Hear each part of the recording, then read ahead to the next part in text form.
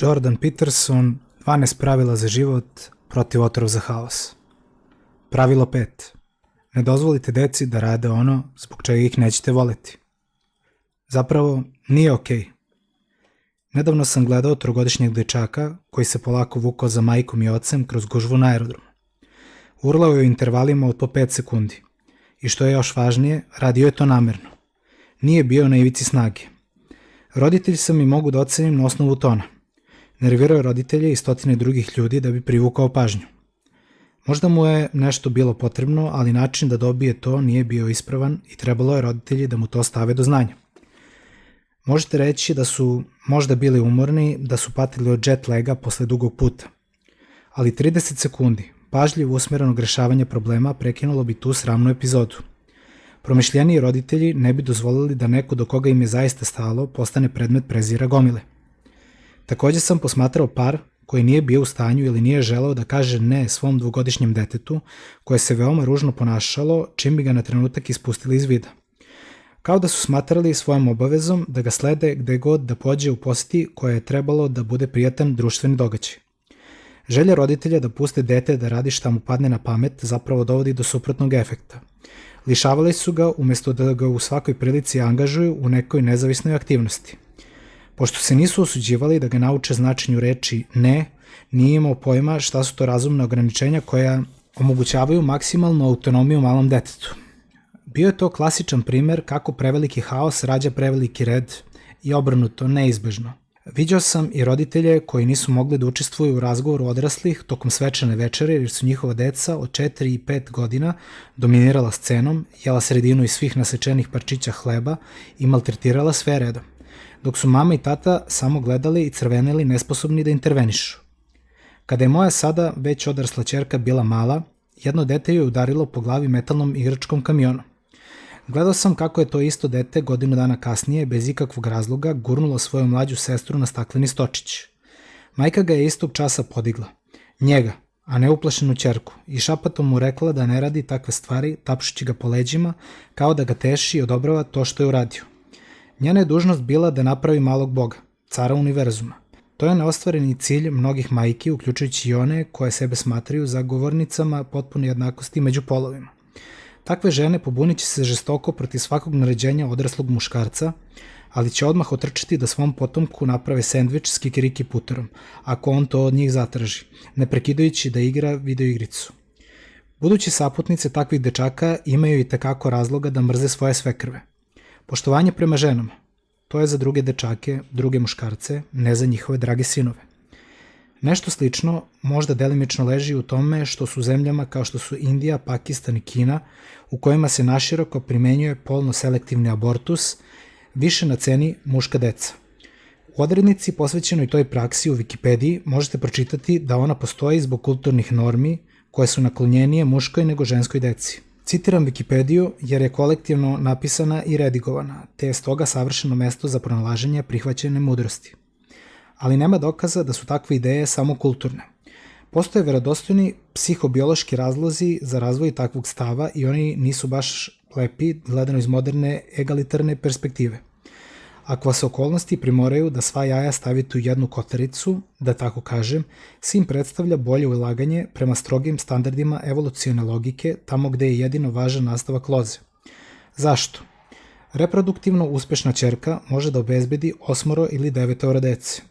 Jita Švarc, koja je preživala holokaust, zvezda u ovom pogledu, imala je 3 pokoljenja direktnih potomaka koji su radili upravo to. Bila je predak gotovo 2000 ljudi u vreme svoje smrti 2010. godine.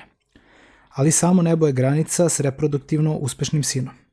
Seks s velikim brojem partnerki njegova je karta za eksponencijalnu reprodukciju. Imajući u vidu praktično ograničenje naše vrste na pojedinačna rađenja. Kolaju glasine da su glumac Warren Beatty i košarkaš Wilt Chamberlain spavali s više hiljada žena svaki, što nije neuobičajeno ni među rock zvezdama. Nisu, razume se, napravili i toliki broj dece. Moderna kontrola rađenja to ograničava, ali slavni su u prošlosti i to radili. Na primjer, Joe Kanga, praotac dinastije Qing, oko 1550. Predak je po muškoj liniji i 1,5 miliona ljudi u severoistočnoj Kini. Srednjovekovna dinastija Uineil, dala je do 3 miliona muških potomaka, lokalizovanih uglavnom u severozapadnoj Irskoj i SAD, zahvaljujući emigraciji Iraca. A kralj među svima njima bio je Džingis Kan, osvajač velikog dela Azije, koji je predak 8% ljudi u centralnoj Aziji, 16 miliona muških potomaka, 34 pokolenja kasnije. Tako da je iz duboko biološke perspektive postoje razlozi zašto roditelji možda više žele sinove i zašto su spremni da uklone ženske fetuse, mada ne tvrdim da postoji direktno uzročna veza, niti nagoveštavam da nedostaju drugi razlozi koji više zavise od kulture. Protekcija koju ima sin tokom razvoja može čak da pomogne u stvaranju privlačnog, zaokruženog, samouverenog muškarca. To se dogodilo u slučaju oca psihoanalize Sigmunda Freuda, što on sam potvrđuje. Muškarac, koji je bio neosporni majčin favorit, doživotno zadržava osjećanje da je osvajač. Tu uverenost u uspeh koja često postiče stvarni uspeh. Pošteno, ali osjećaj osvajača može i tekako lako da preraste u pravog osvajača. Izuzetna reproduktivnost Džingis Kana sigurno je postignuta po cenu uspeha drugih, uključujući i milione mrtvih Kineza, Persijanaca, Rusa i Mađara. Tako da razmaziti sina može dobro da funkcioniše sa stanovišta sebičnog gena. Dozvoliti genima favorizovanog deteta da se repliciraju mnogobrojnim potomcima. Da upotrebim čuveni izraz evolucionog biologa Richarda Dawkinsa. Ali takođe može da stvori mračan i bolni spektakl ovde i sada i mutira u nešto neopisivo opasno. Ništa od ovoga ne znači da sve majke favorizuju sve sinove u odnosu na ćerke. Ili da ćerke ponekad nisu favorizovane u odnosu na sinove, ili da očevi ponekad ne favorizuju sinove. Očigledno da i drugi faktori mogu da preovladaju. Ponekad, na primjer, nesvesna mržnja, ponekad i ne tako nesvesna takođe, nadjača bilo kakvu brigu koju bi roditelj mogao osjećati za bilo koje dete bez obzira na pol, ličnost ili situaciju. Znao sam 4-godišnjaka koji je redovno ostavljan bez jela. Dadilja mu je bila povređena i privremeno je kružio od jednog do drugog komšije. Kada ga je majka ostavila kod nas, naglasila je da on neće jesti celog dana. To je u redu, kazala je. Nije bilo u redu, u slučaju da to nije očigledno. To je isti onaj 4-godišnjak koji satima nije hteo da pusti moju ženu u apsolutnom očajanju i potpunoj posvećenosti, pošto je zahvaljujući svojoj strpljivosti i upornosti srećom uspela da ga nahrani za ručak, nagrađujući ga kada bi sarađivao i ne dozvoliši mu da ne uspe. Na početku je držao usta čvrsto stisnuta, sedeći sa svima nama za trpezarijskim stolom. Tu smo bili moja žena i ja, naše 2 dece i 2 mališana iz komšiluka koje smo čuvali tokom dana. Prinela je kašiku njegovim ustima, strpljivo i uporno čekajući, dok je on klatio glavom napred-nazad, odbijajući da otvori usta, koristeći odbrambene metode tipične za neposlušne 2-godišnjake o kojima se ne staraju baš najbolje. Nije mu dopustila da omane. Pogladila bi ga po glavi svaki put kada bi uzeo zalogaj, iskreno mu govoreći da je dobar dečak. Zaista je mislila da je dobar dečak. Bio je slatko oštećeno dete. 10 ne tako napornih minuta kasnije završio je s jelom. Svi smo napeto gledali. Bila je to drama života i smrti. Pogledaj, kazala je i podigla činiju. Sve si pojeo. Kada sam prvi put ugledao tog dečaka, svojevoljno i krajnje nesrećan stajao u ćošku, nije hteo ništa da ima sa ostalom decom, hronično se mrštio, nije reagovao kada sam ga golicao i bockao, pokušavajući da ga nateram da se igra, a sada je taj dečak istog časa razvukao usta u srećan osmeh. To je raspoložilo sve za stolom. 20 godina kasnije, dok ovo zapisujem, opet mi naviru suze na oči. Ostatak dana pratio je moju ženu unaokolo poput kučenceta, ne puštajući je iz vida. Kada je sela, skočio je u krilo i počeo da se mazi, ponovo se otvarajući svetu, očajnički tragajući za ljubavlju koja mu je stalno uskraćivana. Kasnije tog dana, ali svejedno prerano, ponovo se pojavila njegova majka. Sišla je stepenicama u sobu u kojoj smo svi bili. "Oh, super mama!" Ozlojeđeno je izustila kada je vidjela sina sklupčenog u krilu moje žene. Potom je otišla vodeći sina za ruku, ali i dalje mračnog, brutalnog srca. Bila je psiholog. To su stvari koje vidite i kada vam je samo jedno oko otvoreno. Nije čudo što ljudi žele da ostanu slepi. Svi mrze aritmetiku. Moji pacijenti često dolaze da porazgovaraju o svojim svakodnevnim porodičnim problemima. Te sitne brige znaju da budu podmukle. To su uobičajene i što se mogu predvideti čini da izgledaju trivialne. Ali taj izgled je varljiv. To su stvari koje se događaju svakog bogovetnog dana i zaista su deo našeg života, a vreme koje provodimo iznova na isti način predstavlja znak na uzbunu. Jedan otac nedavno je razgovarao sa mnom o mukama koje ima kad uveče treba da uspava sina. Ritual koji se obavezno sastojao od 3/4 sata borbe. Pozabavili smo se malo aritmetikom. 45 minuta dnevno, 7 puta nedeljno. To je 300 minuta ili 5 sati nedeljno.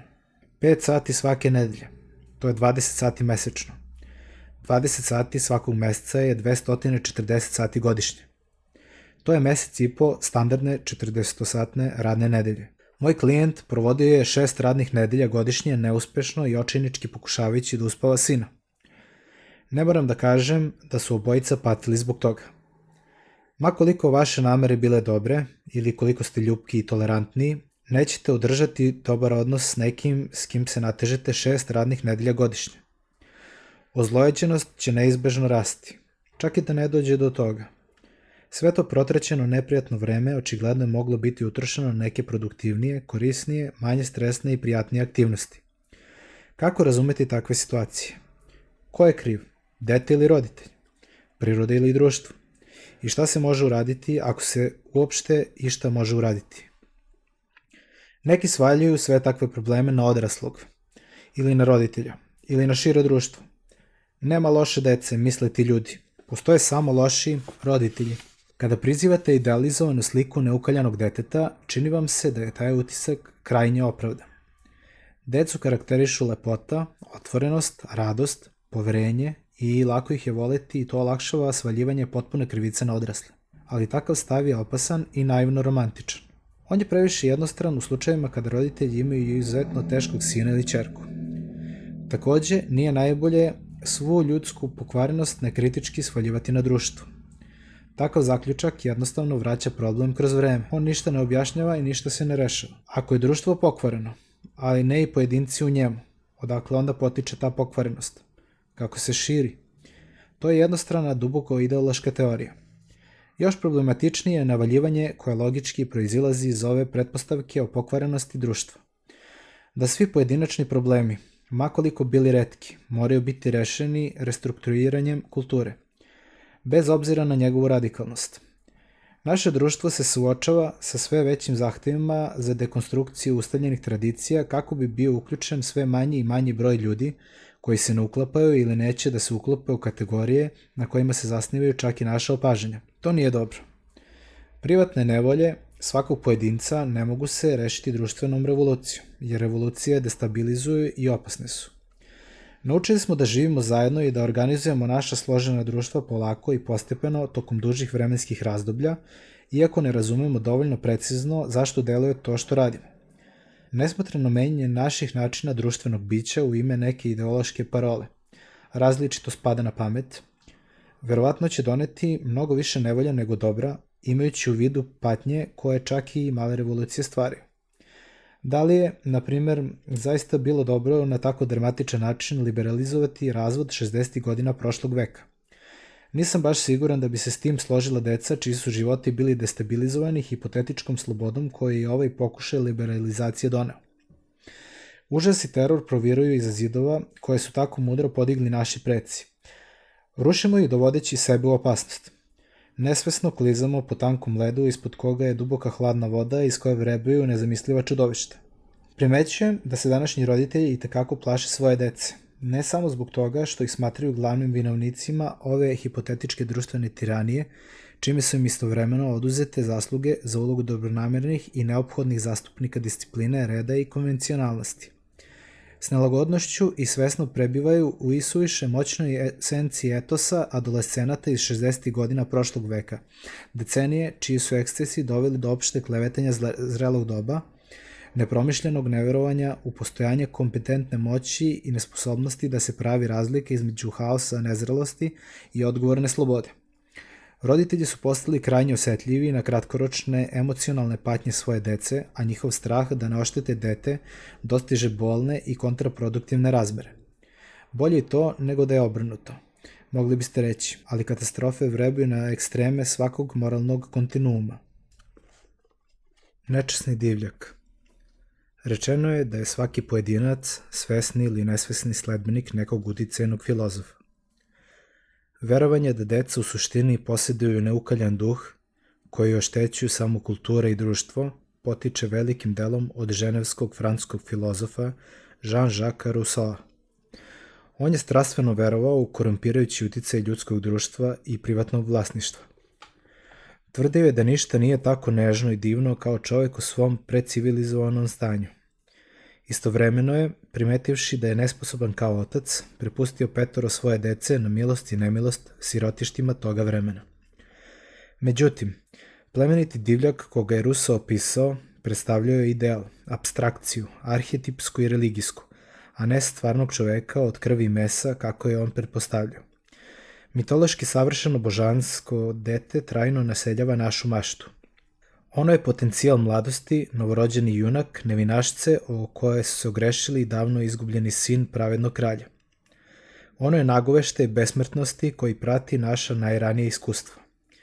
Njegov Adam, taj savršeni čovek, koji bez ikakvog greha na duši šeta sa Bogom po vrtu prepada. Ali ljudska bića su zla, kao što su i dobra. I tama koja zauvek prebiva u našim dušama takođe se velikim delom nalazi u našim mlađim sopstvima.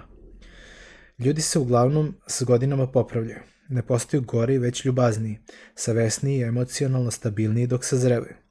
U društvu odraslih retko kada dolazi do onog često užasnog i pravog nasilja iz školskog dvorišta. Gospodar muva, mračna i anarhistička knjiga Williama Goldinga, klasik je s razlogom. Šta više, postoji dosta direktnih dokaza da se užasi ljudskog ponašanja ne mogu tako lako pripisati istoriji i društvu.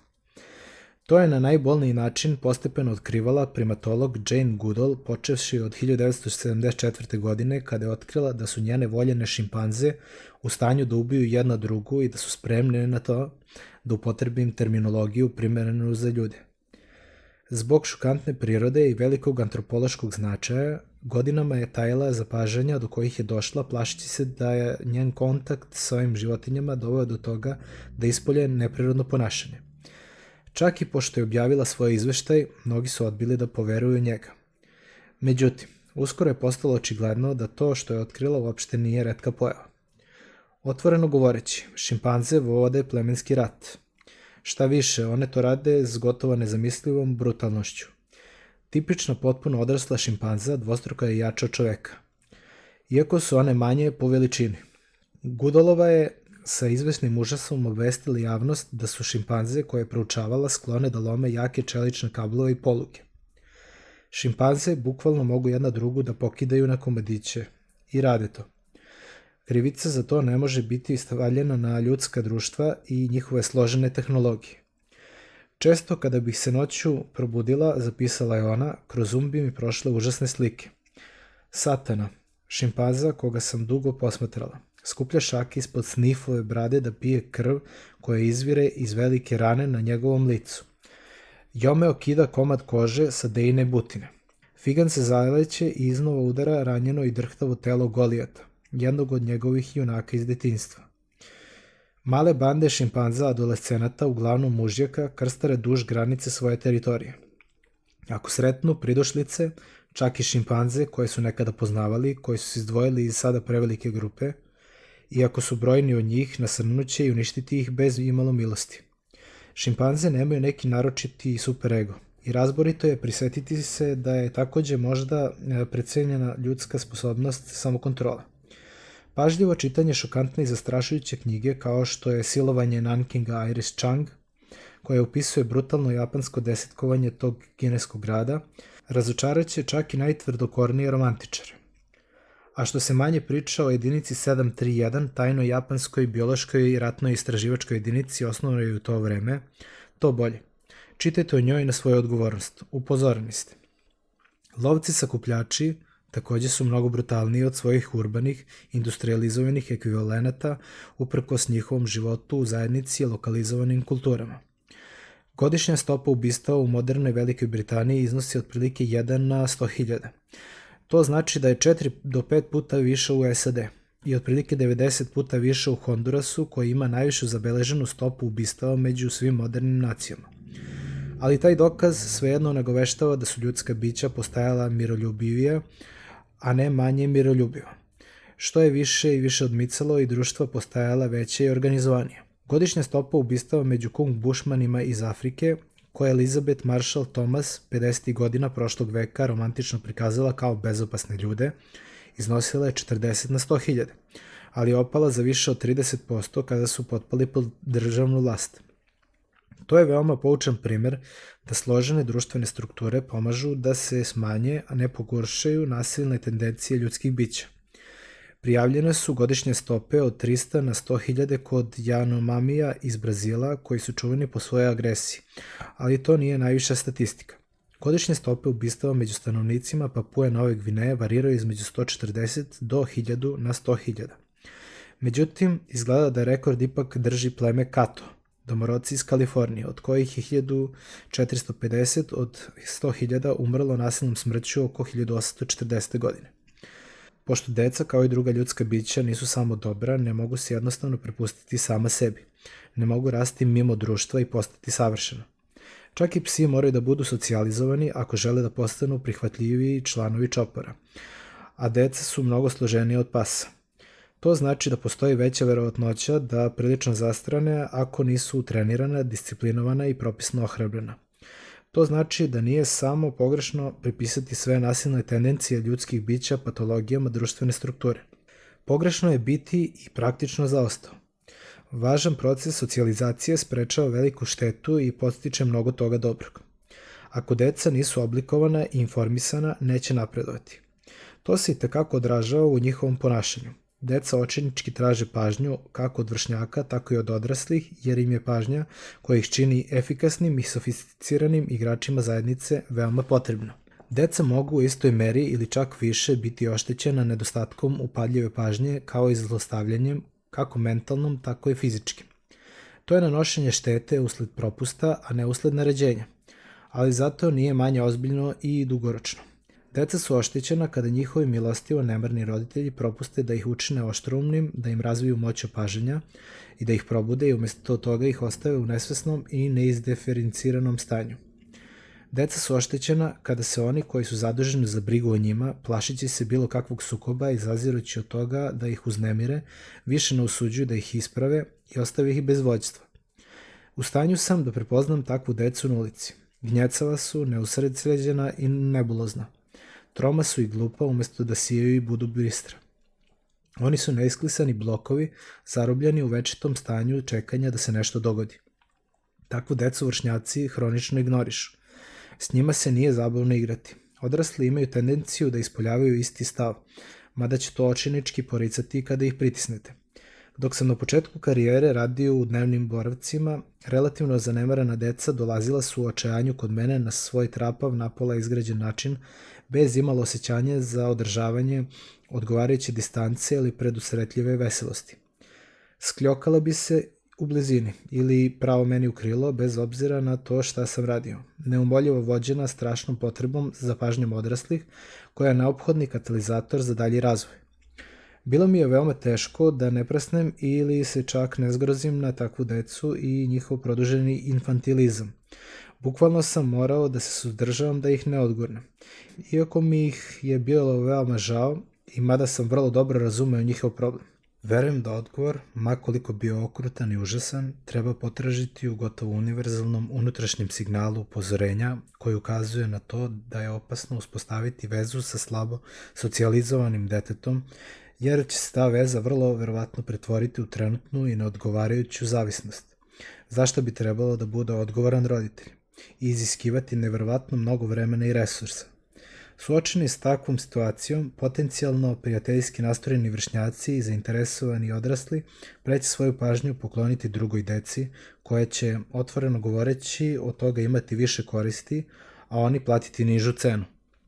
Roditelj ili prijatelj. Zanemarivanje i zlostavljanje, koji su deo paketa jadno izgrađenih ili nepostojećih disciplinskih pristupa. Može biti namerno, to jest motivisano eksplicitnim, svesnim, možda i pogrešnim roditeljskim motivima. Moderni roditelji često su paralizovani od straha da se neće sviđati svojoj deci ili čak da ih deca neće voleti ako ih iz bilo kog razloga kazne. Najviše od svega žele da budu prijatelji s decom i voljni su da žrtvuju čak i poštovanje da bi to dobili. To nije dobro. Dete će imati mnogo prijatelja, ali samo 2 roditelja. Ako i toliko, i roditelji su više od prijatelja, ne manje. Nadležnost prijatelja da to isprave nije velika. Stoga svaki roditelj mora da nauči da toleriše trenutni bes ili čak i mržnju koja deca ispoljavaju prema njima posle preduzete vaspitne mere, jer je sposobnost dece da sagledaju ili mare za dugoročne posljedice veoma ograničena. Roditelji su arbitri društva. Oni uče decu kako da se ponašaju kako bi drugi ljudi bili u stanju da stupaju s njima u značajne i produktivne odnose. Disciplinovanje deteta je odgovoran čin. To nije bes zbog lošeg ponašanja. To nije osveta zbog neke nepodopštine. Već je u pitanju pažljiva kombinacija milosti i dugoročne procene. Pravilno disciplinovanje zahteva da se uloži napor. Zaista ono je praktično sinonim za napor. Teško je posvetiti deci svu svoju pažnju. Teško je razabrati šta nije u redu, a šta jeste i zašto. Teško je formulisati strategije, discipline koje su pravedne i saosećane i pregovarati o njihovoj primjeni sa ostalima koji takođe u velikoj meri učestvuju u brizi o detetu. Upravo zahvaljujući ovoj kombinaciji odgovornosti i poteškoća, bilo kakva sugestija da su sva ograničenja koja se deci nameću štetna, može biti perverzno dobrodošla. Kada odrasli jednom usvoje takvo gledište, iako bi trebalo da znaju da nije ispravno, ono im omogućava da se odreknu dužnosti zastupnika enkulturacije i pretvaraju se da to rade za dobro dece. To je dubok i ubitačan čin samozavaravanja. Odlikuju ga lenjost i okrutnost, jednom reči neoprostiv je. Ali naša sklonost ka racionalizaciji tu se ne završava. Pretpostavljamo da će pravila nepopravljivo kočiti nešto što bi inače predstavljalo bezgraničnu unutrašnju kreativnost naše dece. Kako naučna literatura ukazuje na to da je svaka druga kreativnost osim one trivialne zaprepašćujuće retka. Verovanju u krajnje destruktivni element pravila i strukture često se pridružuje ideja da će deca sama pravilno izabrati kada treba da jedu i spavaju ako njihovim savršenim prirodama jednostavno dozvolimo da se ispolje. To su isto tako neosnovane pretpostavke. Deca su savršeno sposobna da pokušaju da žive na viršlama, pohovanoj piletini i zaslađenim cerealijama za doručak, ako će time privući pažnju, obezbediti moć ili ako će na taj način zaštititi da ne moraju da probaju ništa novo. Umesto da mudro i mirno odu u krevet, deca će pokušavati da pomere vreme odlaska u krevet dok ne popadaju od umora. Takođe su i tekako spremna da provociraju odrasle dok istražuju složene oblike društvenog okruženja. I mlade šimpanze na isti način maltretiraju odrasle u svojim grupama. Posmatranje posledica zadrkivanja i omalovažavanja omogućava kako šimpanzi, tako i detetu da otkrije granice onoga što u protivnom može da predstavlja suviše nestrukturiranu i zastrašujuću slobodu.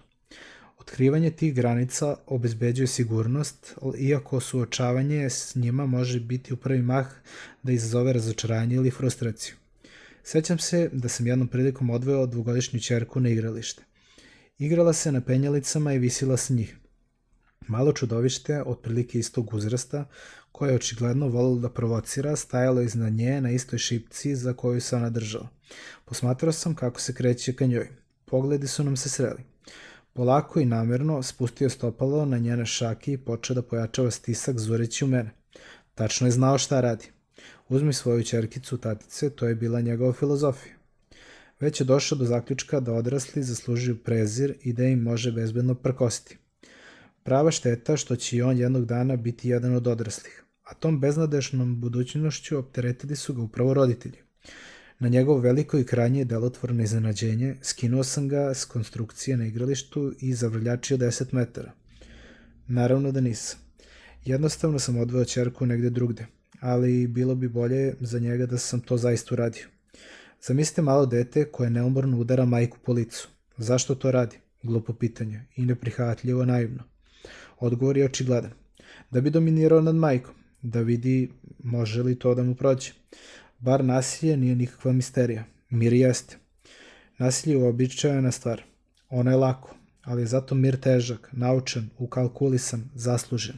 Ljudi često osnovna psihološka pitanja postavljaju obrnutim redom. Zašto se ljudi drogiraju? To nije nikakva misterija. Misterija je zašto se sve vreme ne drogiraju. Zašto ljudi pate od anksioznosti? To nije misterija. Kako ljudi uopšte mogu da budu smireni? To je prava misterija. Krhki smo i smrtni. Milion stvari može poći naopako na milion raznih načina. Trebalo bi da smo predstavljeni svake sekunde, ali nismo. Isto se može reći s depresiju, lenjost i kriminalitet. Ako mogu da te povredim i nadjačam, mogu da uradim upravo ono što hoću, kada hoću, čak i kada si ti u blizini. Mogu da te mučim kako bi zadovoljio svoju radoznalost. Mogu da skrenem pažnju s tebe i dominiram tobom. Mogu da ti ukradem igračku. Kao prvo, deca udaraju jer je agresija urođena, mada je kod nekih pojedinaca dominantnija nego kod drugih. I drugo, jer agresija olakšava ostvarenje želje. Glupo je i pretpostaviti da se takvo ponašanje uči. Zmiju ne morate učiti da napada. To je i u prirodi. Statistički govoreći, dvogodišnjaci su najnasilniji ljudi. Oni šutiraju, udaraju, grizu i kradu od drugih. Oni na taj način istražuju, izražavaju bes i frustraciju i zadovoljavaju svoje impulsivne želje. Za nas je još važnije da oni to rade kako bi otkrili krajnje granice dopustivog ponašanja. Kako inače da dokonaju šta je prihvatljivo. Deca su poput slepaca u potrazi za zidom. Moraju da idu dalje, testiraju kako bi videla gde su stvarne granice, a one su suviše retko tamo gde kažu da jesu. Uporno ispravljanje takvog ponašanja ukazuje detetu na granice prihvatljive agresije. Nedostatak samo pojačava znatiželju. Ako je agresivno i dominantno, dete će udarati, gristi i šutirati dok mu neko ili nešto ne ukaže na granicu. Koliko snažno mogu da udari mamu, dok se ne pobuni. Imajući to u vidu, bolje da do korekcije dođe pre nego kasnije. Roditelj ne sme da se udara, to je poželjan krajnji rezultat. Korekcija takođe pomaže detetu da nauči da je udaranje drugih neprihvatljiva društvena strategija. Bez te korekcije nijedno dete neće samo od sebe prihvatiti mukotrpne organizacije i regulisanja vlastitih nagona kako bi oni mogli da koegzistiraju u njegovoj psihi i u širem socijalnom svetu ne sukobljavajući se. Nije nimalo jednostavno organizovati Moj sin bio je naročito svojeglav kao mali. Kada je moja ćerka bila mala, mogao sam da je parališem jednim opakim pogledom. Tako nešto uopšte nije delovalo na mog sina. Uspeo je da dovede moju ženu, koja nije bila nikakav slabić, u nezgodan položaj za stolom sa samo 9 meseci. Pustio su borbu s njom oko kašike. Neka mu bude, pomislili smo. I onako nismo želeli da ga mi hranimo ni minut duže nego što je to bilo neophodno. Ali mala štetočina pojela bi samo 3 ili 4 zalogaja posle kojih bi počeo da se igra. Gurao bi hranu po čini, bacao bi komadiće na dasku visoke stolice i gledao kako padaju na pod. Nema problema, istraživao je, ali pritom nije dovoljno jeo. A kada nije dovoljno jeo, nije dovoljno spavao i njegov plač budio bi roditelju u ponoć. Tada bi oni postali razdražljivi i nisu se osjećali najbolje. Frustrirao je majku, a ona se istresala na mene. Putanja nije bila dobra. Posle nekoliko dana ovakvog degenerativnog ponašanja odlučio sam da mu uzmem kašiku. Spremio sam se za rat. Odvojio sam dovoljno vremena. Strpljivi odrasli u stanju je da potraži dvogodišnjaka, ma koliko bilo teško u to poverovati. Kao što kaže izreka, starost i izdaja uvek mogu da nadmaše mladost i veštinu. Uglavnom je to zato što je vreme večno kad imate 2 godine. Mojih pola sata bilo je nedelju dana za mog sina. Uveravao sam sebe da je pobjeda moja. Bio tvrdoglav i užasan. Ali ja sam mogao da budem gori. Seli smo s učilice jedan drugom. Ispred njega je bila činija. Kao u tačnu podne. On je to znao i ja sam to znao. Uzeo je kašiku, ja sam mu je oduzeo i zahvatio ukusnu kašu. Namerno sam je prinao njegovim ustima. Gledao me na isti način kao ono malo čudovište sa igrališta. Stisnuo je usta i namrštio se, odbijajući da ih otvori. Jurio sam njegovo usta unaokolo kašikom dok je on odlučno izmicao glavu. Ali ja sam imao još trikova u rukavu. Sračunato sam ga bocnuo slobodnom šakom u grudi da ga iznerviram. Nije se pomerio. Uradio sam to ponovo i ponovo i ponovo. Nije mogao da prenebregne moje bockanje, iako nije bilo lako. Otprilike posle 10. puta otvorio usta s namerom da besno zareži. Ha, kakva greška.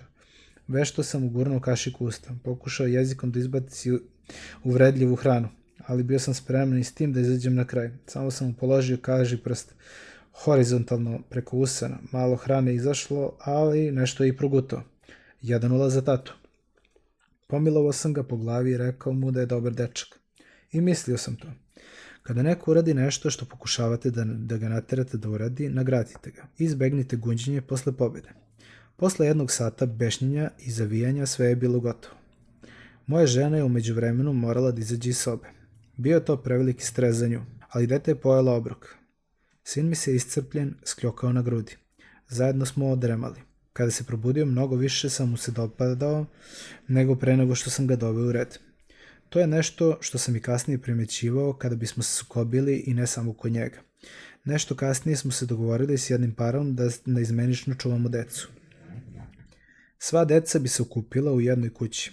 Tada bi jedan par roditelja izašao na večer u bioskop i prepustio drugom paru da čuva decu koja su sva bila mlađa od 3 godine. Jedne večeri pridružio nam se još jedan par roditelja. Znao sam njihovog sina, krupnog, jakog dvogodišnjaka. Neće da spava, rekao je otac. Stavimo ga u krevet, a on ispuzi iz njega i siđe dole. Obično mu pustimo Elma. Nema šanse da nagradim neposlušno dete za neprihvatljivo ponašanje, pomislio sam, i sasvim sigurno neću nikome puštati Elma. Oduvek sam mrzeo tu jezivu histeričnu lutku, bila je sramota za nasleđe Jima Hensona. Tako da Elmo kao nagrada nije dolazio u obzir. Razume se da ništa nisam rekao. S roditeljima se nikada ne razgovara o njihovoj deci dok nisu spremni da slušaju. 2 sata kasnije stavili smo decu u krevet. 4 od njih, 5 odmah je zaspalo, ali ne i ljubitelj Elma. Smestio sam ga u kolevku kako ne bi mogao da utekne. Ali mogao je da urla i upravo to je i uradio. Odlična strategija s njegove strane. Bio je dosadan i pretio da probudi svu ostalu decu koja bi takođe počela da urli. 1:0 za dete. Otišao sam do sobe. Lezi, rekao sam. To nije imalo učinka. Lezi, rekao sam, ili ću te ja naterati da legneš. Razuman razgovor s detetom obično nije od neke koristi, naročito pod ovakvim okolnostima, ali verovatno sam u fero upozorenje. Razume se da nije legao. Ponovo je zaurlao, efekta radi. Deca to često rade. Uplašeni roditelji misle da je dete koje plače tužno ili da ga nešto boli. A to jednostavno nije tačno. Bes je jedan od najčešćih razloga plakanja. To je potvrdljiva pažljiva analiza muskulatornih ustrojstava kod dece koja plaču. Plač izazvan besom i plač izazvan strahom ili tugom nisu isti. Ne zvuče isto i tu razliku moguće je uočiti ako se dobro opredi pažnja. Plač usled besa. Često je akt dominacije i prema njemu se treba odnositi kao prema takvom. Podigao sam ga i polegao. Nežno, strpljivo, ali odlično. Ustao je. Polegao sam. Ustao je. Polegao sam ga. Ustao je. Ovog puta sam ga polegao i zadržao šaku na njegovim leđima. Snažno se opirao, ali neuspešno. Konačno, bio je 10 puta manji od mene. Mogao sam da ga savladam jednom rukom. Držao sam ga i smireno mu govorio da je dobar dečak i da treba da se opusti. Dao sam mu cuclu i nežno ga potapšao po leđima. Počeo da se opušta i sklapa oči. Sklonio sam šahku. Istog časa skočio na noge. Bio sam zadivljen, taj klinac je imao duha. Podigao sam ga i ponovo polegao. Lezi, čudovište, rekao sam. Još sam ga nekoliko puta potapšao po leđima. Neku decu to smiruje. Bio je sve umorniji. Bio je spreman da kapitulira. Zatvorio je oči. Ustao sam i tiho i žurno se zaputio ka vratima. Okrenuo sam se još jednom da vidim šta radi. Ponovo je stajao. Uperio sam prst u njega. Dole, čudovište. Ozbiljno sam rekao. Istog časa se skljokao. Zatvorio sam vrata. Dopadali smo se jedan drugome.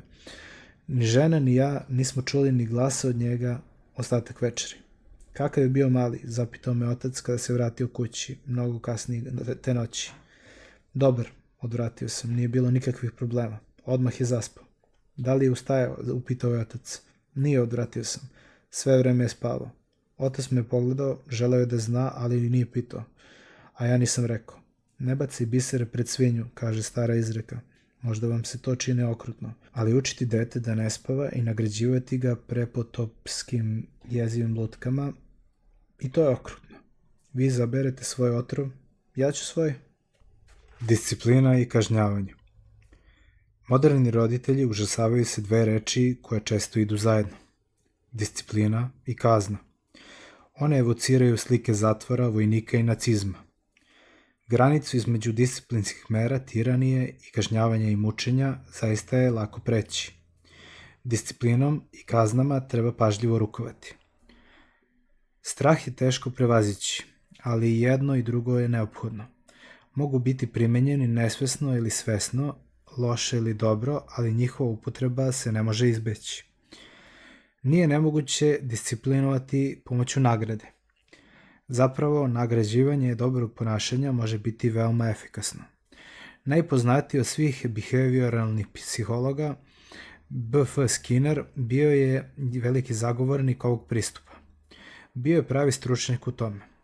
Učio golubove da igraju ping-pong, mada su oni samo kotrljali lopticu napred-nazad gurajući je kljunovima. Iako su loše igrali, to je i dalje bilo prilično dobro za golubove. Skinner je svoje ptice čak naučio da upravljaju projektima za vreme Drugog svetskog rata. U pitanju je projekat Golub, kasnije Orkon. Daleko je odmakao pre nego što je smišljen elektronski sistem navođenja koji je njegova nastojanja učinio zastarelim. Skinner je s krajnjom pažnjom posmatrao životinje koje je trenirao da izvode takve stvari. Posle svake akcije koja bi ih približila cilju kome je stremio, odmah bi usledila nagrada primerene veličine. Ne suviše mala da bi bila beznačajna, niti prevelika da devalvira buduće nagrade. Takav pristup može se primeniti i kod dece i odlično deluje. Zamislite da želite da vaš mališan pomogne prilikom postavljanja stola. To je korisna veština. Više bi vam se dopadao ako bi mogao to da uradi. To bi bilo dobro i za njegovo uzdrmano samopoštovanje. Ciljano ponašanje razbijete na sastavne delove. Jedan od elemenata prilikom postavljanja stola je nošenje tanjira od krednica do stola. Čak i to može da bude suviše složeno. Možda je vaše dete prohodalo pre samo nekoliko meseci, još se tetura i nije sigurno na nogama. Počnite od toga da mu date tanjir koji potom treba da vam vrati. Sledi milovanje po glavi kao nagrada. Dodavanje tanjira možete pretvoriti u igru. Prebacite tanjir iz leve u desnu ruku. Zatim ga iz leđa vratite u levu. Posle toga mu dajete tanjir i prevucite se nekoliko koraka kako bi moralo da prevali tih nekoliko koraka pre nego što vam ga vrati. Istrenirajte ga da on postane virtuoz u dodavanju tanjira.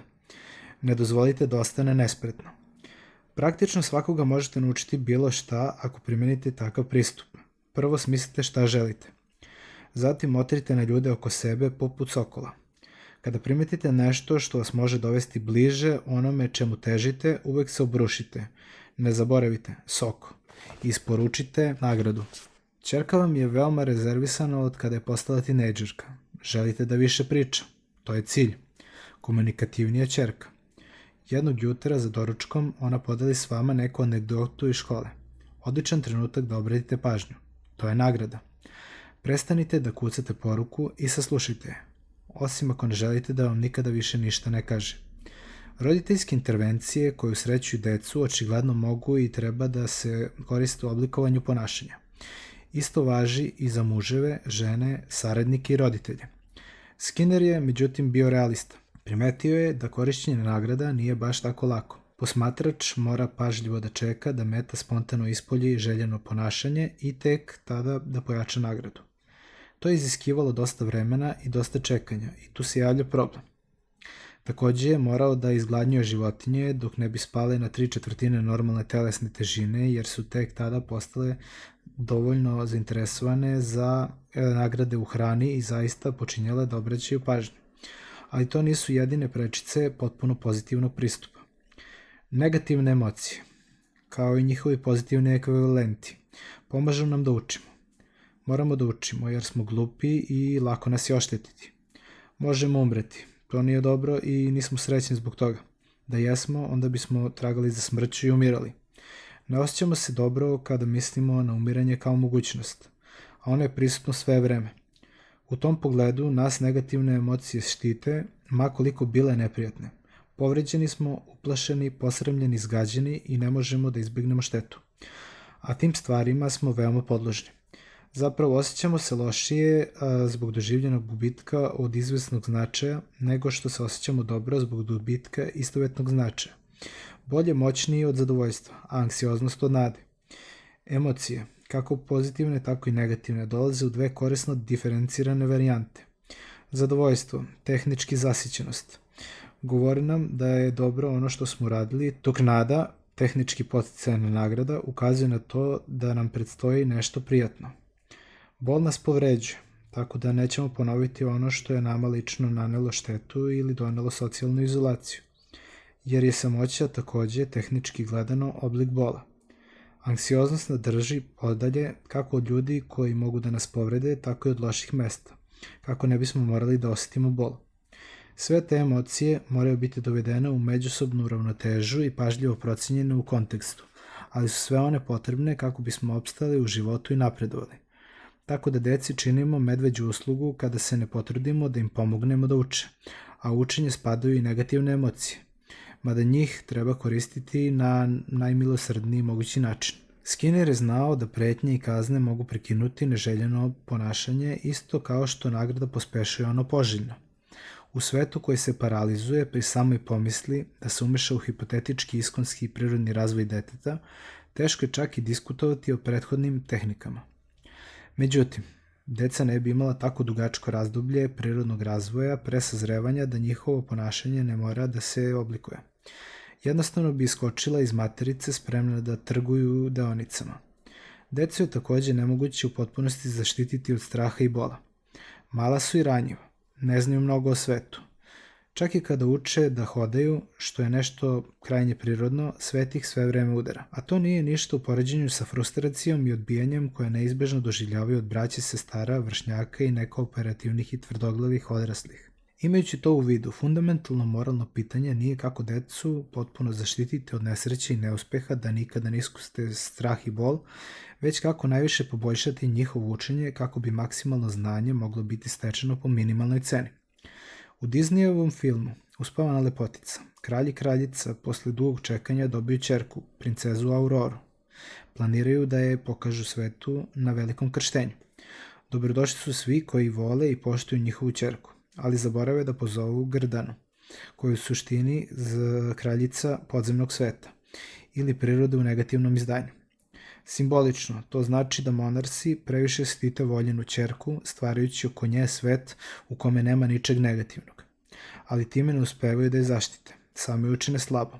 Grdana baca kletvu na princezu da se u 16. godini ubode na vreteno i umre. Vreteno je točak sudbine. Igla koja pušta krv simbolizuje gubitak nevinosti. Znak da dete postaje žena. Srećom dobra vila, pozitivni element prirode, ublažava kaznu preinačivši je u zapadanje u nesvesno stanje iz koga može da je povrati prvi poljubac ljubave. Uspaničeni kralj i kraljica naređuju da se iz zemlje uklone sva vretena i predaju ćerku trima suviše finim dobrim vilama. Oni na taj način nastavljaju da uklanjuju sve opasne stvari, ali zahvaljujući tome njihova ćerka ostaje naivna, nezrela i slaba. Aurora dan pred svoj 16. rođendan sreće u šumi princa u koga se istog časa zaljubi. Po svim razumnim standardima to je malo previše. Princeza zatim plače što će udati za princa Filipa, kome su obećali još kao dete i emocionalno tone kada je vrate u roditeljski zamak za rođendan. U tom trenutku se obistinjuje Grdanina kletva. U zamku se otvara portal, pojavlja se vreteno i Aurora se ubode i izgubi svest. Postaje uspavana lepotica. Na taj način, ponovo simbolično govoreći, ona bira nesvesno stanje umesto užasnog života odrasle osobe. Nešto slično u egzistencijalnom pogledu često se događa previše zaštićenoj deci koja mogu da propadnu i požele blaženstvo nesvesnog stanja, kada se prvi put suoče sa neuspehom ili još gore pravim zlom koje ne razumeju ili neće da razumeju od koga ne umeju da se odbrane. Uzmite slučaj trogodišnjakinje koja nije naučila da deli. Ona ispoljava svoju sebičnost u prisustvu roditelja, ali oni su suviše fini da bi intervenisali. Bolje rečeno, odbijaju da obrate pažnju, da priznaju šta se događa i da je nauče kako treba da se ponaša. Nerviraju se, razume se, kada ne želi da deli sa sestrom, ali se pretvaraju da je sve u redu. Nije u redu. Kasnije će na nju obrecnuti zbog nečeg što s tim nema veze. Još gore, kada pokušava s nekim da se sprijatelji, to je baš ne ide najbolje od ruke, jer joj nedostaje socijalna prefinjenost. Decu njenog uzrasta odbijaće njena nesposobnost da sarađuje. Započinjaće tuče s njom ili se okretati i odlaziti da nađu nekog drugog za igru. Roditelji druge dece primetit će da je čudna i da se ne ponaša kako treba i neće je ponovo zvati da se igra s njihovom decom. Biće usamljena i odbačena. To će izazvati anksioznost, depresiju i zlojeđenost. To će dovesti do toga da okrene leđa životu, što je ekvivalent želji da se zapadne u nesvesno stanje. Roditelji koji odbijaju da prihvate odgovornost za disciplinovanje svoje dece misle da je moguće jednostavno odustati od konflikta neophodnog za pravilno odgajanje deteta. Izbjegavaju da budu loš policajac na kratke staze, ali oni na taj način uopšte ne spasavaju niti štite svoju decu od straha i bola. Upravo suprotno.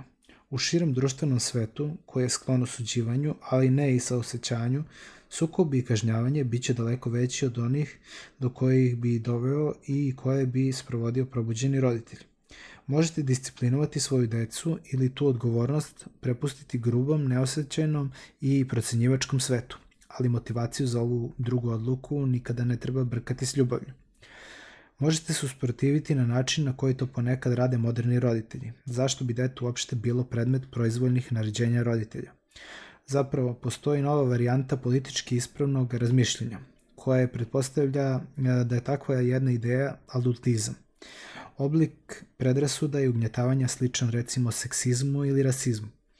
Pitanje autoriteta odraslih mora biti pažljivo razmotreno. To zahteva podrobno ispitivanje samog pitanja.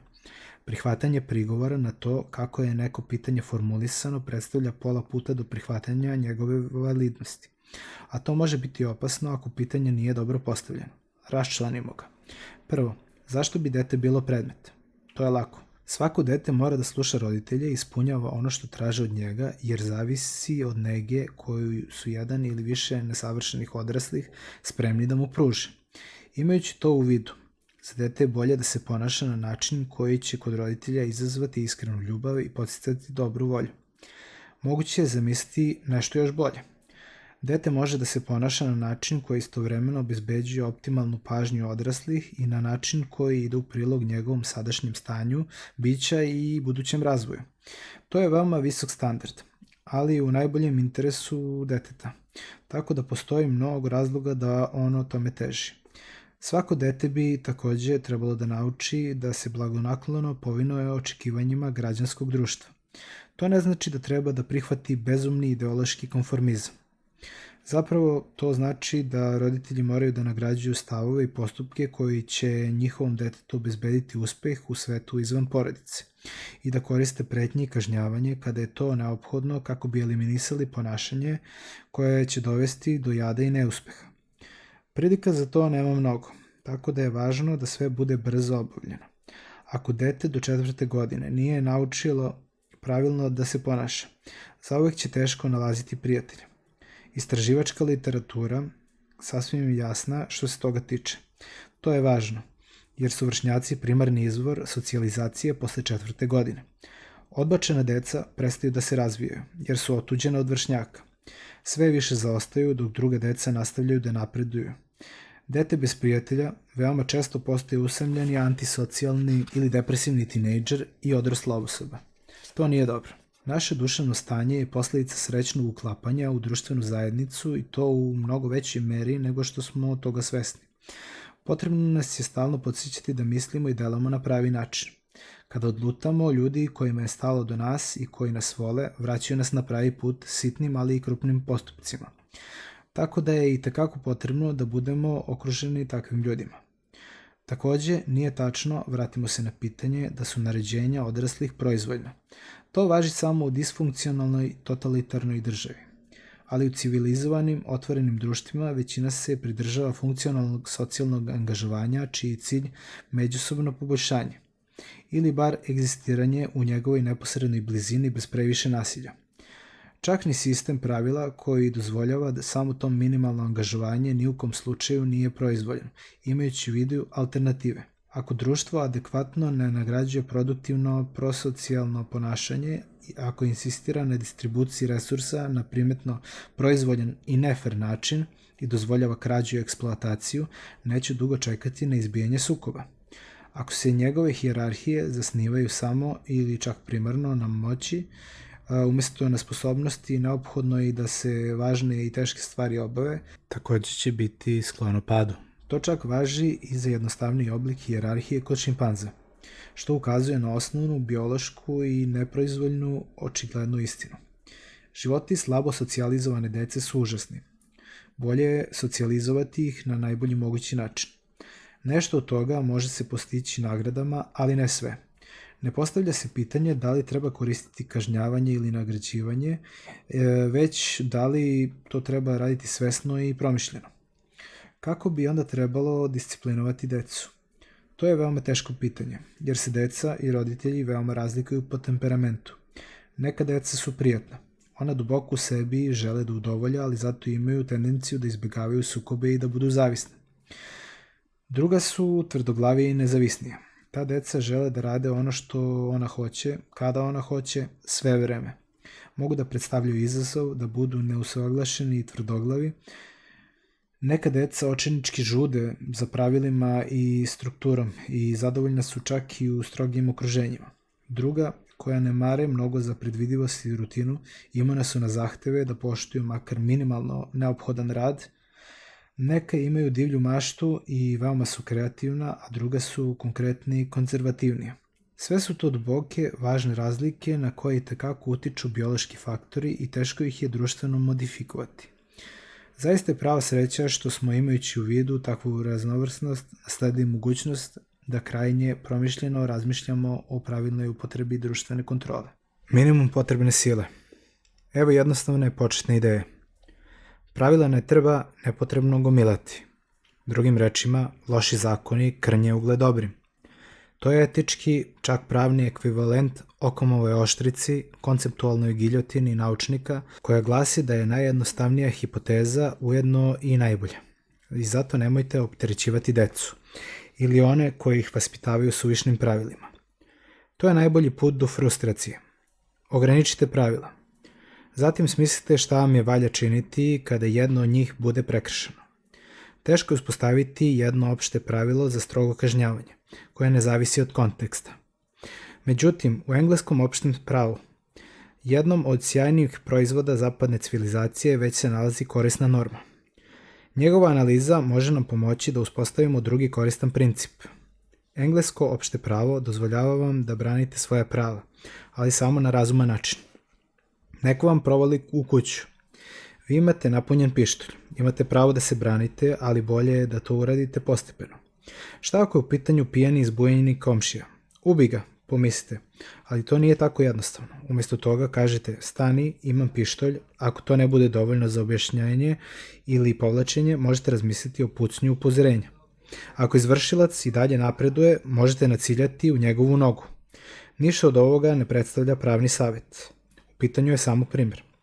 Za izazivanje ovih postepeno sve ozbiljnijih reakcija možete se držati jedinog praktičnog principa minimalne potrebne sile. Tako da sada imamo dva principa discipline. Prvi, utvrdite jasna pravila. Drugi, koristiti najmanju moguću silu za sprovođenje tih pravila.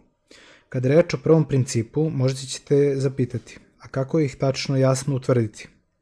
Evo nekoliko predloga. Ne grizi, ne šutiraj i ne udaraj osim u samoodbrani. Ne muči i ne zlostavljaj drugu decu da ne bi završio u zatvoru. Jedi civilizovano i budi zahvalan na hrani kako bi ljudi bili srećni što si u njihovoj kući i zadovoljni što mogu da te nahrane. Nauči da deliš kako bi se druga deca igrala sa tobom. Obraćaj pažnju kada ti odrasli govore da te ne bi omrznuli i kako bi se udostojili da te nešto nauče. Odlazi mirno na spavanje kada je vreme za to kako bi tvoji roditelji mogli da imaju privatan život i da ne bi zažalili što su te rodili. Vodi računa o svojim stvarima jer moraš naučiti kako se to radi i zato što si srećan što ih imaš.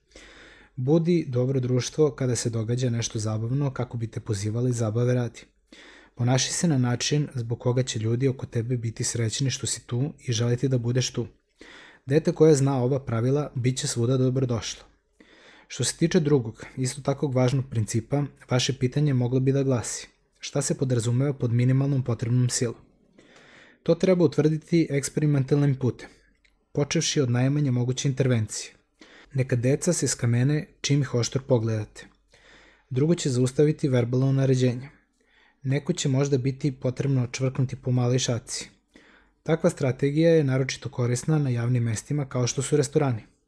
Može se primeniti iznenada, bez reči, efikasno, bez rizika da će doći do eskalacije. Koja je alternativa? Dete koje ljutito plače, tražeći pažnju, neće biti popularno. Dete koje trče od stola do stola i svima smeta, prava je bruka, stara ali efikasna reč, kako za sebe, tako i za roditelje. Takvi ishodi daleko su od optimalnih i deca će se sasvim sigurno još ružnije ponašati u javnosti, jer eksperimentišu. Pokušavaju da ustanove da li se ona ista stara pravila mogu primeniti na nova mesta. Ona to ne rešavaju verbalno, bar ne pre 3. godine. Kada smo našu decu kao malu vodili u restorane, mamila su osmeh. Lepo su sedela i učtivo jela. Nisu mogla dugo da izdrže, ali mi ih nismo tamo mnogo zadržavali. Kada bi posle otprilike 45 minuta počela se vrpolje, znali smo da je vreme da pođemo. To je bio deo dogovora. U okolnim restoranima govorili su nam da je baš lepo videti srećnu porodicu. Nismo uvek bili srećni i naša deca se nisu uvek lepo ponašala, ali uglavnom jesu. I bilo je divno videti da ljudi pozitivno reaguju na njihovo prisustvo. To je bilo zaista dobro za decu. Mogla su da vide da su ljudima draga. To im je takođe pomagalo da se lepo ponašaju. To je bila nagrada. Ljudi će zaista voleti vašu decu ako im date priliku. To sam naučio čim smo dobili prvu bebu, ćerku Mikajlu. Dok smo je vozili u kolicima na sklapanje po francuskom delu Montreala u kome je uglavnom živala radnička klasa, krupni tipovi grubog izgleda, skloni piću, koji su podsećali na drvoseče, ukopali bi se u mestu i nasmešili joj se. Gugutali bi joj i pravili smešne grimase. Kada gledate ljude kako reaguju na decu, vraća vam se vera u ljudsku prirodu. Sve se to višestruko uvećava kada se deca lepo ponašaju u javnosti. Da biste se obezbedili da će se takve stvari događati, morate pažljivo i efikasno da disciplinujete svoje decu. A da biste to uradili, morate saznati nešto o nagrađivanju i kažnjavanju, umesto da se sklanjate od toga. Deo uspostavljanja veze sa sinom ili ćerkom sastoji se u tome da naučite kako ta mala osoba reaguje na disciplinske intervencije i potom da efikasno intervenišete. Ništa lakše nego izgovoriti neki kliše u stilu nema opravdanja za fizičko kažnjavanje ili udaranjem dece samo ih učite da i ona udare. Krenimo od prethodne tvrdnje. Nema opravdanja za fizičko kažnjavanje. Prvo, treba primetiti da je postignuta opšta saglasnost da su neki oblici lošeg ponašanja, posebno oni vezani za krađu i napad, pogrešni i da ih treba kažnjavati. Drugo, treba primetiti da gotovo sve te sankcije sadrže kažnjavanje u mnogim psihološkim i direktnim fizičkim oblicima. Lišavanje slobode uzrokuje bol koji je u suštini i na neki način sličan fizičkoj traumi. Isto se može reći za socijalnu izolaciju, uključujući time out. Svesni smo toga neurološki. Iste oblasti mozga posreduju u odgovoru na sva tri i svi se leče istom vrstom lekova, sedativim. Zatvor je očigledno oblik fizičkog kažnjavanja, posebno samica, čak i ako nema nasilja. Treće, treba primetiti da neke nezakonite radnje moraju biti zaustavljene efikasno i trenutno kako se ne bi dogodilo još nešto gore. Koja je odgovarajuća kazna za nekoga ko neće da prestane da gura viljušku u utičnicu? Ili ko pobegne smejući se na prepunom parkingu supermarketa? Odgovor je jednostavan. Bilo šta što će to najbrže prekinuti s razlogom, jer alternativa može biti pogubna. To je prilično očigledno u slučaju parkinga ili utičnice, ali isto važi i na društvenom području. I to nas dovodi do 4. tačke u vezi sa izgovorima za fizičko kažnjavanje. Kazne za loše ponašanje, one vrste koja je mogla efikasno da bude zaustavljena u detinjstvu, postaju sve teže što je dete starije. A to su oni koji se nisu efikasno socijalizovali do 4. godine i koje društvo kažnjava kasnije u mladosti i početkom zrelog doba. Ti neobuzdani četvorogodišnjaci često su oni koji su bili bezrazložno agresivni po prirodi sa 2 godine. Statistički gledano, od njih se pre moglo očekivati nego od njihovih vršnjaka da šutnu, udare, ugrizuju i oduzmu igračku, kasnije poznato kao krađa. Otprilike je 5% takvih dečaka i mnogo manji procenat devojčica. Kada ne razmišljajući kao papagaji ponavljamo magičnu reč nema opravdanja za fizičko kažnjavanje, takođe podstičemo zabludu da od nekadašnjih nevinih anđelčića nekom magijom odjednom nastaju tinejdžeri i đavoli. Nemojte misliti da svom detetu činite bilo kakvu uslugu ako mu gledate kroz prste kada se na bilo koji način neprihvatljivo ponaša, posebno ako je po temperamentu agresivni. Da bi se održala teorija nema opravdanja za fizičko kažnjavanje, 5. Takođe treba pretpostaviti da se reč ne može efikasno uputiti drugoj osobi i kada ne postoji pretnja kazne. Žena može da kaže ne moćnom narcisoidnom muškarcu samo zato što iza sebe ima društvene norme, zakon i državu koji je podržavaju. Roditelj može jednostavno da kaže ne detetu koje želi treće parče torte jer je veći, jači i sposobniji od deteta. I zato što njegov autoritet dodatno podražavaju zakon i država. U konačnoj analizi, ne uvek znači ako nastaviš to da radiš, dogodit će ti se nešto što ne voliš. U protivnom ne znači ništa. Ili još gore, znači još jedno besmisleno ništa koje promrmljaju ignorantni odrasli ili još gore od toga. Svi odrasli su nesposobni i slabi. To je posebno loša lekcija kada je sudbina svakog deteta da postane odrasli i kada većinu stvari koje se nauče bez nepotrebnog ličnog bola oblikuju ili eksplicitno podučavaju odrasli. Šta može da očekuje dete koje ignoriše odrasle i koje ih prezire? Zašto uopšte odrasti? A to je priča o Petru Panu koji misli da su svi odrasli varijanta kapetana Kuke, tiranina koji se užasava vlastite smrtnosti, misli gladni krokodil sa satom u stomaku. Ne znači ne u odsustvu nasilja jedino kada ga izgovori jedna civilizovana osoba drugoj. A šta je s idejom da kada udarite dete samo ga naučite da i ono udari? Prvo, ne, pogrešno. Suviše jednostavno. Za početnike udariti je krajnje nesofisticirana reč da se opiše disciplinska mera efikasnog roditelja. Da udaranje tačno opisuje ceo opseg fizičke sile, ne bi postojala razlika kišnih kapi i atomskih bombi. Veličina je važna, kao i kontekst. Ako nismo svojevoljno slepi i naivni u vezi s nekim problemom, svako dete zna razliku kada ga ujede zao, ničim ne izazvan pas i kada ga gricne vlastiti ljubimac, kad tokom igre pokuša nesmotreno da mu uzme kost. Jačina udarca i razlog za udarac ne mogu se ignorisati kada govorimo o udaranju. Od velike važnosti su i vreme i kontekst. Ako udarite blagu zvrčku svom dvogodišnjaku neposredno pošto je opalio bebu drvenom kockom po glavi, povezat će te dve stvari u budućnosti, neće biti baš rad ponovo to da uradi. To deluje kao dobar ishod. Sigurno neće zaključiti da treba još koji put da udari bebu ako mu je zvrčka primer za ono što mu potom sleduje. Dete nije glupo, samo je ljubomorno, impulsivno i ne baš sofisticirano. Na koji ćete još način zaštititi mlađeg brata ili sestru? Ako vaše disciplinske mere ne budu efikasne, beba će patiti. Možda godinama. Maltretiranje će se nastaviti jer vi nećete ništa preduzeti da ga zaustavite. Izbjegavat ćete sukob koji je neophodan za uspostavljanje mira. Zažmurit ćete, a kasnije kada vam se mlađe dete suprotstavi, možda čak kao i odrasla osoba, kazat ćete: nisam imao pojma da je bilo tako lako. Jednostavno niste želeli da znate. I niste znali. Naprosto ste odbili odgovornost da disciplinujete dete i to ste pravdali stalnom ljubaznošću. U svakoj kućici od medenjaka nalazi se veštica koja proždire decu.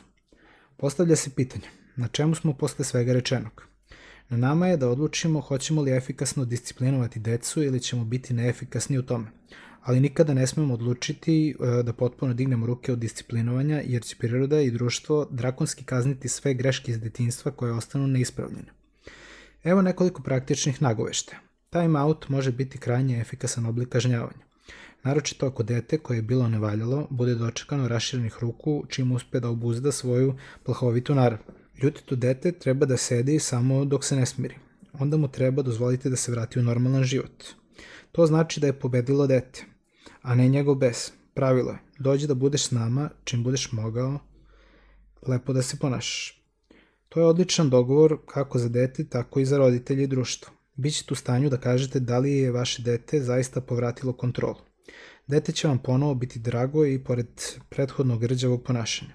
Ako ste i dalje ljuti, možda se nije potpuno pokajala. Ili vi možda treba da uradite nešto po pitanju svoje zlovolje. Ako je vaše dete od one odlučne i problematične vrste koje jednostavno pobegne smejući se kada ih pošaljete u ćošak ili u njihovu sobu, možda će biti potrebno da dodate fizičko ograničenje time out rutini. Možete pažljivo, ali čvrsto držati dete za mišiće dok ne prestane da se izvija i počne da obraća pažnju. Ako to ne uspe, možda će biti neophodno da ga prebacite preko kolena. Detetu koje prelazi granice na spektakularno nadahnut način, nekoliko udaraca po dupetu može pokazati da je odgovorni roditelj itekako ozbiljan. Postoje neke situacije u kojima čak ni to neće biti dovoljno. Delimično stoga što su neka deca veoma odlučna, vrlo sklona istraživanju i uporna, ili zato što je njihovo ponašanje bilo toliko uvredljivo da su to zaslužili. Ako dobro ne razmislite o tim stvarima, ne ponašate se odgovorno kao roditelji. Prljavi posao ostavljate nekom drugom, ko će ga obaviti na mnogo prljaviji način. Rezime principa. Disciplinski princip 1. Utvrditi jasna pravila. Princip 2. Koristite minimalno potrebnu silu. Evo i trećeg. Roditelji treba da deluju u paru. Podizanje dece je vrlo zahtevno i iscrpljujuće. Zbog toga roditelj lako pogreši. Neispavanost, glad, posledice, svađe, mamurluk, loš dan na poslu, bilo koja od ovih stvari pojedinačno može dovesti do toga da osoba postupi nerazumno, dok u kombinaciji mogu da je učine opasno. U takvim okolnostima potrebno je da imate nekog drugog pored sebe, da posmatra, umeša se, prodiskutuje. To će umanjiti šanse da dete koje zavija i izaziva i mrzovoljan roditelj kome je svega dosta dovedu jedno drugo do tačke bez povratka. Roditelji bi trebalo da rade u parovima. Bilo bi dobro da otac novorođenčeta posmatra novopečenu majku kako se ona ne bi premorila i povukla neki očajnički potez, pošto je slušala bebu koja ima grčeve kako plače od 11 uveče do 5 ujutru, 30 noći za redom. Ne kažem da treba da budemo zli i prozivamo majke od kojih se mnoge hrabro bore do iznemoglosti i od kojih je dobar deo morao da pobegne iz brutalnih veza tako da su ostale same, ali to ne znači da bi trebalo da se pretvaramo da su svi oblici porodice podjednako održivi. Nisu i tačka. Evo i četvrtog principa, koji je više psihološki. Roditelji bi trebalo da budu svesni u kojoj meri su u stanju da budu neprijatni, osvetoljubivi, arogantni, ozlojeđeni, ljuti i prevaranti. Malo je onih koji svesno reše da budu užasni roditelji, ali loše roditeljstvo srešćemo na svakom koraku. To je zato što su ljudi sposobni za neizmerno zlo kao i za dobro. I zato što neće da uvide tu činjenicu. Ljudi su agresivni i sebični u istoj meri u kojoj su ljubazni i pažljivi. Iz tog razloga, nijedno odraslo ljudsko biće, nijedan hijerarhijski gramzivi majmun ne može stvarno da toleriše da nad njim dominira dete Skorević. Usledit će osveta. 10 minuta pošto par suviše finih i strpljivih roditelja nije uspeo da spreči detetov javni izliv besa u lokalnom supermarketu, ignorisat će dete kada im uzbuđeno pritrči da im pokaže svoje najnovije dostignuće. Posle dovoljno doživljene sramote, neposlušnosti i izazova dominacije, čak i hipotetički najnesebičniji roditelj postaće ozlojeđen. A onda kreće pravo kažnjavanje. Ozlojeđenost rađa želju za osvetu. Neće više biti toliko spontanih izliva ljubavi, to će biti propraćeno stalno novim racionalizacijama. Roditelj neće više pronalaziti toliko prilika za lični razvoj deteta. Počet će suptilno okretanje leđa, a to je samo početak puta ka totalnom porodičnom ratu koji se uglavnom vodi u podzemnom svetu, ispod lažne fasade normalnosti i ljubavi. Taj put kojim se često ide bolje je izbeći. Roditelj koji je svestan granica svoje tolerancije na loše ponašanje može i tekako da je isplanira odgovarajuću disciplinsku strategiju, posebno ako ga drži na oku isto tako budan partner, i da ne dozvoli da stvari ikada odu tako daleko da može da se javi prava mržnja. Budite na oprezu. Svuda ima toksičnih porodica. One nemaju nikakva pravila i ne ograničavaju nikakvo loše ponašanje. Roditelji se brecaju nasumično i nepredvidivo. Ako su plašljiva, deca koja žive u tom haosu bivaju uništena. A ako su čvrsta, onda se kontraproduktivno bune. To nije dobro, može postati smrtonosno. Evo i petog, posljednjeg i najopštijeg principa. Dužnost roditelja je da se ponašaju kao zastupnici stvarnog sveta. Milosrdni zastupnici, brižni zastupnici, ali ipak zastupnici. Ta obaveza prevazilazi svaku odgovornost da se obezbedi sreća, podstakne kreativnost ili pojača samopoštovanje. Primarna dužnost roditelja je da dete učini društveno poželjnim. Na taj način ćemo obezbediti prilike, samopoštovanje i sigurnost. To je čak i važnije od podsticanja individualnog identiteta. U svakom slučaju, u potragu za tim svetim gralom može se poći tek pošto se uspostavi visok stepen socijalne sofisticiranosti. Dobro dete i odgovorni roditelj. Pravilno socijalizovan trogodišnjak učtiv je i privlačan, ali nije slabić. Pobuđuje zanimanje kod druge dece i dobija zahvalnost odraslih. Obitava u svetu u kome ga druga deca radosno dočekuju i nadmeću se za njegovu pažnju i u kome su odrasli srećni što ga vide i ne kriju se iza lažnih osmeha. Svetu će ga predstaviti ljudi kojima je drago što to mogu da urade. To će mnogo više značiti za njegovu konačnu individualnost od bilo kog kukavičkog roditeljskog pokušaja da izbegne svakodnevne sukobe i disciplinu. Razgovarajte s partnerom o onome što volite i ne volite kod svoje dece ili, ako vam to ne pođe za rukom, sa prijateljem. Ali ne plašite se da nešto volite kod svoje dece, a nešto ne. Možete da procenite da li je nešto prigodno ili nije i da razlikujete pšenicu od kukolja. Jasna vam je razlika između dobra i zla. Pošto ste razjasnili svoj stav, pošto ste procenili koliko ste sitničavi, arogantni i ozlojeđeni, prelazite na drugi korak i primoravate svoju decu da se lepo ponašaju. Preuzimate odgovornost za njihovu disciplinu. Preuzimate odgovornost za greške koje ćete neizbežno napraviti, dok ih učite disciplini. Možete da se izvinite kada niste u pravu i naučite da radite bolje. Konačno, volite svoju decu. Ako vas njihovo ponašanje natera da prestanete da im budete naklonjeni, pomislite kakav će tek utisak ostavljati na druge ljude koji mnogo manje mare za njih. Ti drugi ljudi će ih kažnjavati i to gadno, i zbog onoga što nisu radili i zbog onoga što su radili. Nemojte dozvoliti da se to dogodi. Bolje svojim malim čudovištima stavite do znanja šta se sme, a šta ne sme, kako bi postali sofisticirani stanovnici sveta izvan porodice. Dete koje obraća pažnju, umesto da odluta u mislima. Dete koje ume da se igra i ne kmeči. Dete koje je luckasto, ali nije dosadno. Dete koje je pouzdano, tako dete će naći prijatelje gde god pošlo. Učitelji će ga voleti kao i roditelji. Ako se učtivo obraća starijima, i oni će biti učtivi prema njemu, osmehivaće se i bit će srećni da ga poduče. Takvo dete napredovaće u svetu koji zna da bude hladan, neprijateljski i koji ne prašta. Jasna pravila stvaraju bezbednu decu i smirene racionalne roditelje. Jasni principi discipline i kažnjavanja dovode u ravnotežu milost i pravdu, tako da društveni razvoj i psihološka zrelost mogu biti optimalno unapređeni. Jasna pravila i odgovarajuća disciplina pomažu detetu, porodici i društvu da ustanove, održe i prošire red koji nas jedini štiti od haosa i užasa podzemnog sveta u kome ništa nije sigurno. Sve izaziva anksioznost, sve je beznadešno i depresivno. Nema veće poklona koji je posvećen i hrabar roditelj može da daruje detetu. Ne dozvolite deci da rade ono zbog čega ih nećete voleti.